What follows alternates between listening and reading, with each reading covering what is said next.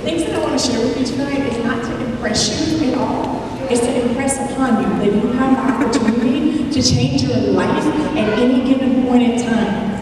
Nothing that happens to you is a permanent thing. I want you to imagine for a moment waking up from a nightmare and you're screaming for your mom. Mommy, mommy, help me, he's hurting me. And all you get back in return is just lay there, baby, it'll be okay. It'll be over with soon. And you wonder, is that real? Did that really happen? And nightmare after nightmare after nightmare, it all became more clear. Each and every time it was more clear. And it was different instances and different occasions. And I finally called my mom and I was like, Mom, you know, I want to talk to you for a minute. I've been having these nightmares and I just need you to tell me that they're just really bad nightmares so they'll go away. Because I know that that's all it is, it's just a bad dream. And so she's like silent for a moment, and in the moment I didn't think anything about her silence. I was trying to come up with the words to ask my mother, did you really allow somebody to sexually abuse me? Not only allow it, you participated. You did that. Did you really do that? Did you allow that to happen to your only daughter? And all I got was silence. You could have heard crickets on the other end of the phone. And I was like, Mom, I don't need your silence right now. I need you to answer me. I need you to tell me that this did not happen. Yes, Tammy, yes, it happened, okay? It happened. I was a different person then, so it doesn't matter now. Really? Really? How does it not matter? How in the world? And that was not the word I used. I'm just going to tell you right now. That's not good. How does it not matter? I am your only daughter. And you broke me. You allowed somebody else to break me. Not once, not twice, but multiple times, for years. I was almost 7 when that stopped. I didn't talk to my mom for probably 2 years after that. I was so angry and I was so hurt. And it made so much sense because I was such an angry child growing up. I blacked all of that out and I had no conscious memory of it until my children were the same age I was when it happened to me. I was 2.5, 3 years old when it first started. My mom finally got away from him. My biological father, he was very abusive. See, he beat her unmercifully, regularly. He got her addicted to drugs and alcohol. And so I learned very early on in life that hurt people hurt people. And he beat her so bad one time that she was in the hospital for 3 months on life support and almost died. Me and my husband had made the decision that my mom would never be a part of our life again. She would never be around my children because I couldn't trust her. I mean, if your own mother could do that to you, how can you trust her with your children? How can you trust another female to be in your life when your own mother betrayed you? How is it that you can breathe? How is it that you can sleep at night with some kind of peace? And so time went by and I started nightmares again and again and again. And so my brother-in-law was a pastor and I went to him in confidence. I didn't even tell my husband that I was going to talk to him. And I was like, Tommy, look, I'm having these nightmares, man, and you know my story. Like, I can't keep doing this. I need peace. And I keep hearing this ringing in my head. And the ringing was the words, if you don't forgive, you won't be forgiven. Over and over and over again. If you don't forgive, you won't be forgiven. And I've been in and out of the church. I had gotten saved, I said a prayer, they gave me my Bible, they pat you on the back and say, you won a prize. But nobody told me what the prize was. Nobody told me that I could find peace. Nobody told me anything about forgiveness. Nobody told me that Jesus or God or anybody can make my pain go away. And so as I'm talking to Tommy, he's like, what you're hearing, if you don't forgive, you won't be forgiven. He showed it to me in the Bible, and I was like, how do you forgive the unforgivable? She doesn't deserve my forgiveness. She doesn't deserve to be in my life. She doesn't deserve to be around my children. As far as I'm concerned, I don't care if she takes another breath. He was like, it's totally understandable. I don't know what you're going through. I can't even imagine how you feel. He was like, I can just give you the words from the Bible and tell you what it means. When you forgive somebody, it doesn't mean that you have to go to them and say, I forgive you. It doesn't mean that you have to allow them back in your life. What it does mean is that you're untying God's hands to free you and set you free so you can heal. And you let Him deal with the things that they did. It's up to Him to work on them, not you.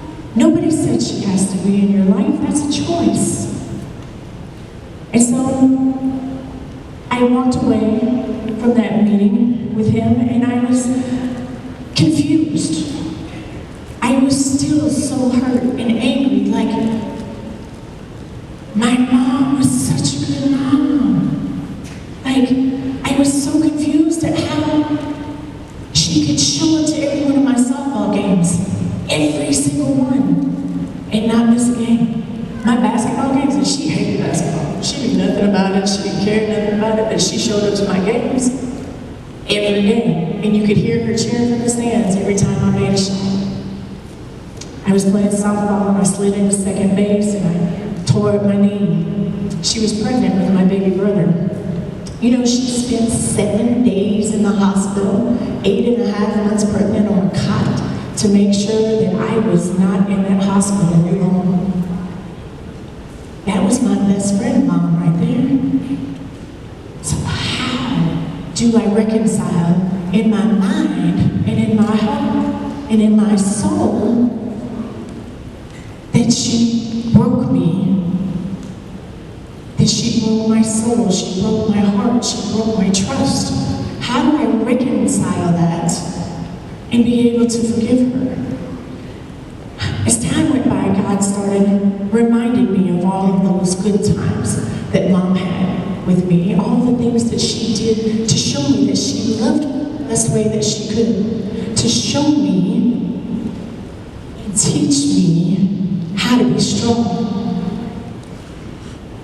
And so I kept going and I kept going and I kept going, and I was like, okay, I've got to figure this out. If I have to forgive so that I can be forgiven, I'm going to forgive her. I don't know how I'm going to feel when these words come out of my mouth, but I'm going to make it happen. And so I called her one day, and I was like, I just need you to shut up and listen to me. I don't need you to say anything. I've been hearing this ringing in my ears. If I don't forgive, I won't be forgiven. And you know what? I'm going to take the selfish route.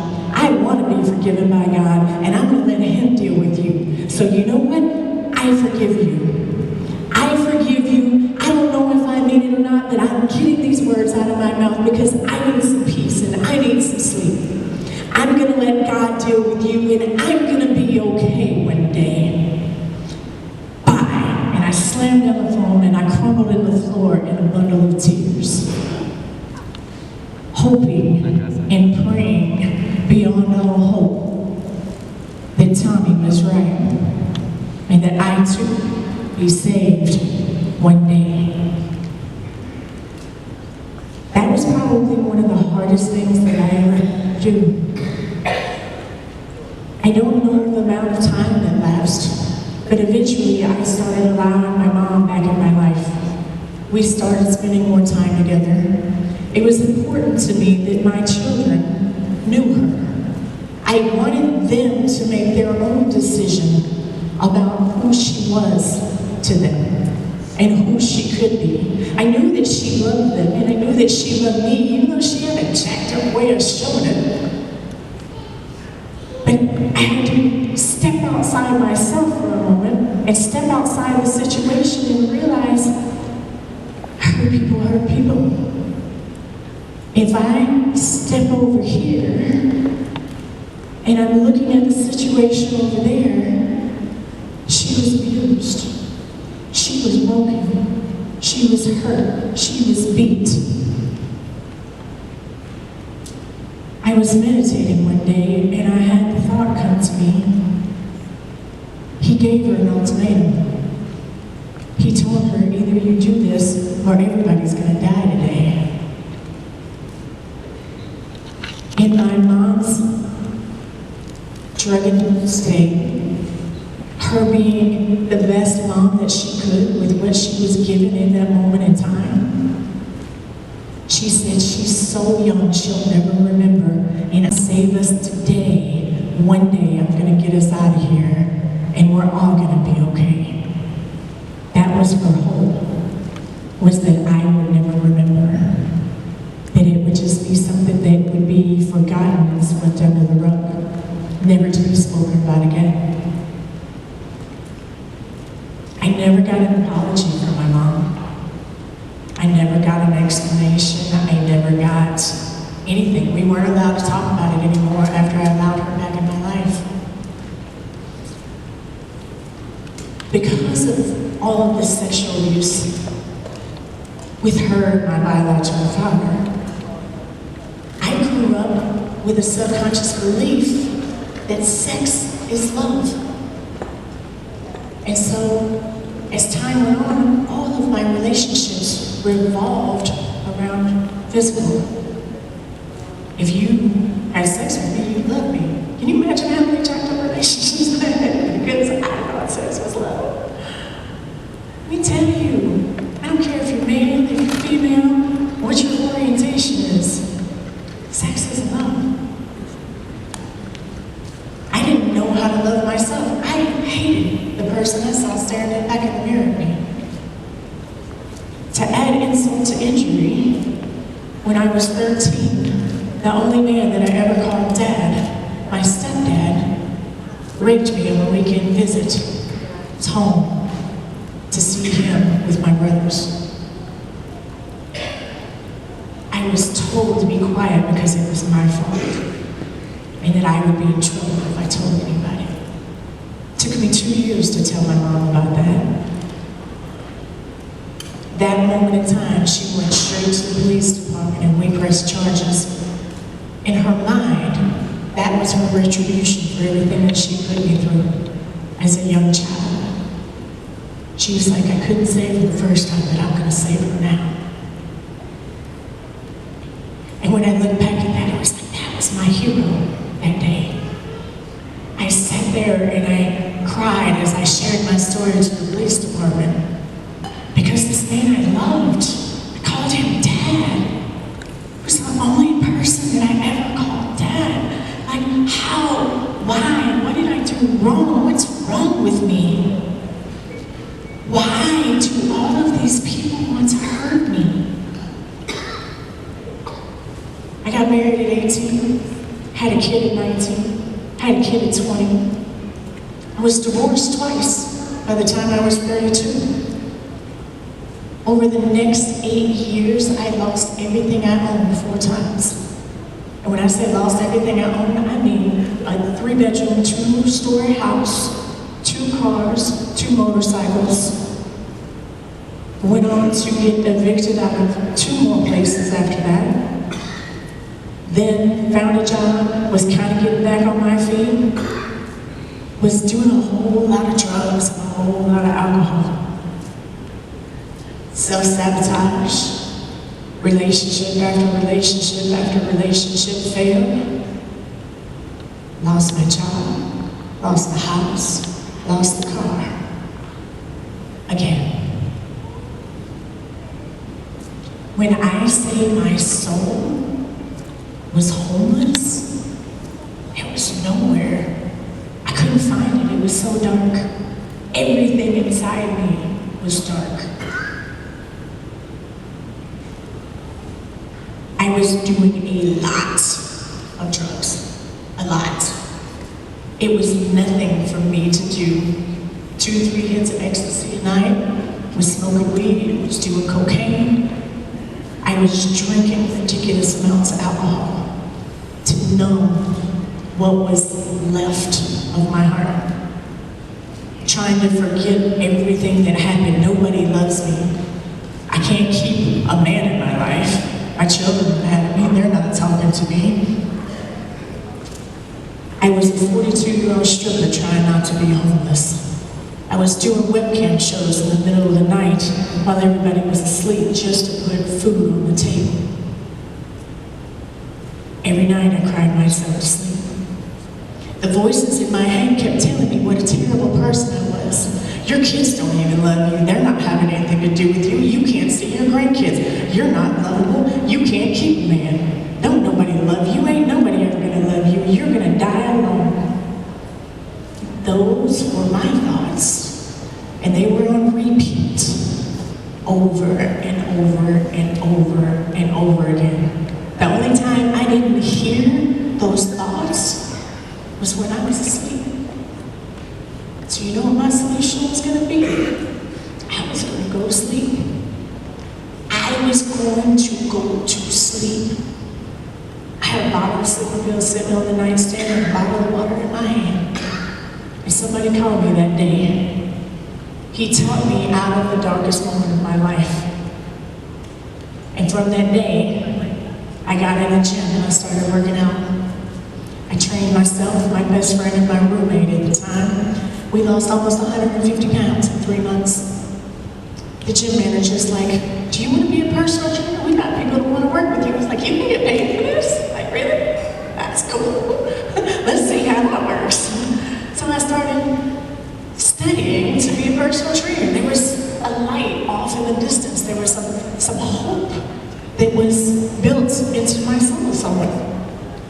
And so those next 2 years were hard. It was dark. But I kept studying and I kept working. I moved to Atlanta. And I met this awesome man. I was still dancing. But it was at a bikini bar, so I felt a little better about what it was I was doing. But this man made me want to be a better person. He loved me for me. He wasn't judging me about what it was I had been through or where I was going. He was like, Tammy, I know you're gonna get this. It's gonna be all right. I'm here for you. And so I started studying harder and more often. And by March of 2012, I passed my personal trainer exam. I walked away from dancing. I walked away from all the drugs and the alcohol, and I changed my life in a split second. I was a 42-year-old personal trainer now. And now life was going to be different. Dove into personal development. I got back in the church. And I told the pastor when I rededicated, I was like, you're not leaving me here to sink. I need somebody to mentor me. I need somebody to teach me what this says in the Bible. How is this going to help me? How is this going to help me heal? And through that, I found more forgiveness and more healing. Learning how to teach yourself how to be a better person when you have completely screwed up your life and you have the facts right in front of you of how bad it can be. It literally scared the hell out of me, but I wasn't willing to go backwards anymore. It was moving forward, and that's it. What I want you guys to understand is all of these things made me who I am today. I'm standing here, I am strong, I am beautiful, I am powerful, and I have changed my life dramatically because I made the decision to do so. I have changed my life dramatically because I chose to forgive and cultivate the spirit of forgiveness everywhere it is that I go. I started making promises to myself and keeping them. So I know we're fixing to have to wrap up, but I want to share a couple of exercises with you guys. I want you to pull out your phones, and I want you to put them on selfie. And you guys are going to do an exercise with me right now. This is what I call the mirror exercise. So everybody get your phones out. Would be that one. All right, you got them on selfie? So this first exercise is we're going to forgive ourselves. We are going to, I want you to say your name. You're going to say this out loud, all right? So you're going to say your name, and then I want you to repeat after me. I'm going to say mine. I'm Tammy. So, Tammy, I forgive you. I forgive you for all of the stupid things you've done in your life. For all of the people you hurt and the paths you went down that put your life in danger. Tammy, I love you. I love you just the way you are. I am human, and it's okay to make mistakes. Tammy, I am so very proud of you for making it this far. I am beautiful. I am a work in progress, and everything is going to be okay. From this day forward, I am going to do everything I can to make the rest of my life better than it has been before today. I can do this, and I love you. Now, how does it feel to say that to yourself? How does it feel to say, I forgive you? How does it feel to say, I love you while you're looking at yourself? That's powerful, isn't it? We forget that love starts here. It's not anybody else's job to love us. It's our job to love us. Nobody else can love us until we start loving ourselves. It's not anybody else's job to make us happy. Husbands, I'm letting you off the hook. It's not your job to make you happy. Ladies, it's not your job to make your husband happy either. You have to find your own happiness, and then you bring your happiness together, and you complete it together. That's where you find your freedom. So I have one more exercise for you guys to do. This one, we are going to make a promise to ourselves. All right, so you're going to say your name again. I am responsible for me. I am responsible for my past. I am responsible for my present. And I am responsible for my future. I am ready, willing, and able to start making better choices, which will lead me to a better life. Today is step one in taking my power back. Today is step one in taking my power back. Yes, I owe it to me to show up and make me the best me that I can be. And make me the best me I can be. This is my promise to me. Now, how does that feel to make a promise to yourself that you now have to keep? We make promises to everybody around us all the time, and we will break our back to keep a promise to somebody else. Every time you break a promise to yourself, you're telling your subconscious that you're not worthy, that you're not good enough, and that you don't deserve it. that stops today. You guys are powerful, you're beautiful, and you're strong. And you can be anything or anyone that you choose to be from this day forward. It all begins with a decision. So, now we're gonna wrap this up. Persons of Hope is a beautiful organization, helping people who have been through a lot of the things that I have been through. That is the reason that I wanted to join forces with this amazing company.